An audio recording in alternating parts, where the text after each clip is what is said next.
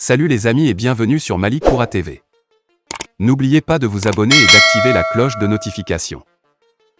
Le contentieux qui oppose la Côte d'Ivoire et le pays de l'empereur Soundiata Keita concernant les 49 militaires ivoiriens arrêtés à l'aéroport international de Bamako est loin d'être vidé, au contraire il continue de faire des vagues. Quant aux autres acteurs touchés par ce conflit comme l'ONU qui gère la MINUSMA mission des Nations Unies au Mali et le ministère allemand de la Défense ont tout donné leur version des faits, mais au-delà certains citoyens lambda se sont prononcés par patriotisme sur les réseaux sociaux tels que le révérend Makosso Camille. L'homme de Dieu n'est pas allé avec le dos de la cuillère, il a sévèrement critiqué les autorités maliennes en les traitant de tous les noms d'oiseaux bien avant le communiqué officiel de son pays. Le père de la marmaille, comme il aime bien s'appeler, se rend compte d'être allé vite en besogne en portant un jugement sur une situation dont il lui manquait tous les éléments d'appréciation. C'est donc dans un état plein de déplaisir que le pasteur présente dans une récente publication sur sa page Facebook ses excuses au peuple malien et à sa junte militaire. Souhaitons que cet épisode permette aux bouillants serviteurs de Dieu de s'assagir. Le ministre des Affaires étrangères et de la coopération internationale, Abdoulaye Diop, et son collègue de l'économie et des finances, Alioune Sanou, ont participé, mardi à New York, à l'édition 2022 du Forum politique de haut niveau sur le développement durable, sous les auspices du Conseil économique et social des Nations Unies, ECOSOC.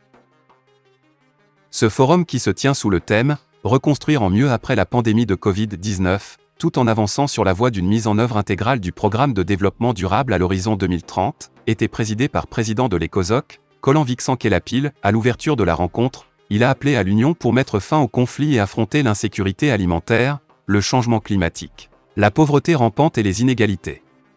En dépit des graves défis de l'heure, Kolan Vixen-Kelapil s'est voulu optimiste tout en notant que le contrôle de la pandémie de Covid-19 dans de nombreux pays donne l'occasion de reconstruire en mieux et de fixer la résilience des systèmes socio-économiques et sanitaires.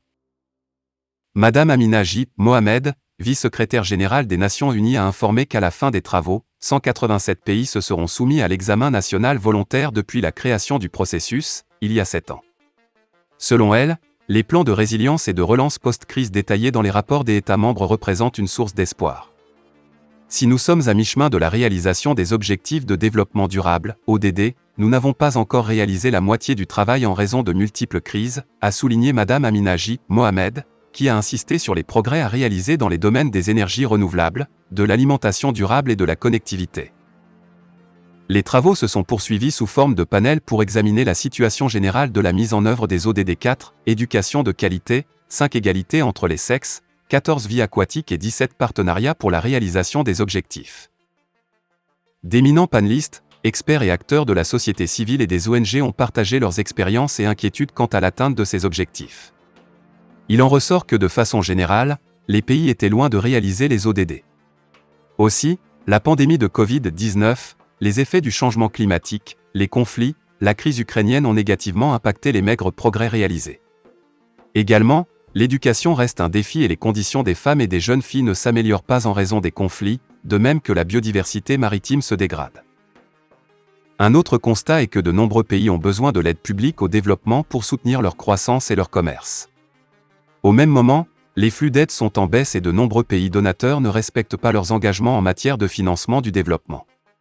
Le forum a, en outre, débattu de plusieurs sujets, entre autres, l'impact de la Covid-19 sur les ODD, les mesures de relance pour le progrès du programme 2030, les défis des pays à revenus intermédiaires et ceux en situation particulière, etc.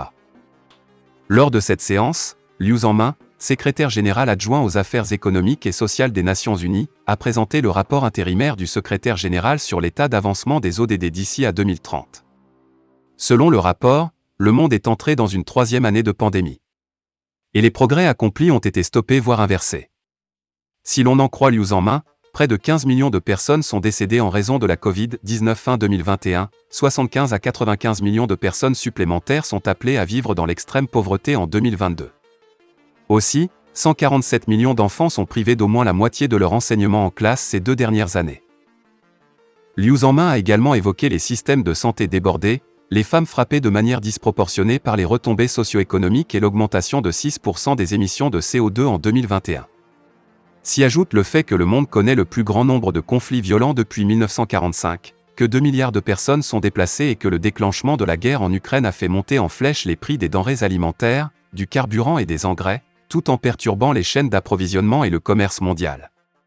Conjugué à la situation des réfugiés, le haut fonctionnaire onusien avertit que les impacts de ce conflit peuvent conduire à une crise alimentaire et porter un coup dur à la progression des ODD. Lors de ce forum, notre pays a présenté pour la deuxième fois, après 2018, son rapport national volontaire. L'objectif était de réaffirmer son engagement à poursuivre la mise en œuvre des ODD. En marge des travaux du forum, les ministres Diop et Sanou ont eu des rencontres avec les partenaires et amis du Mali.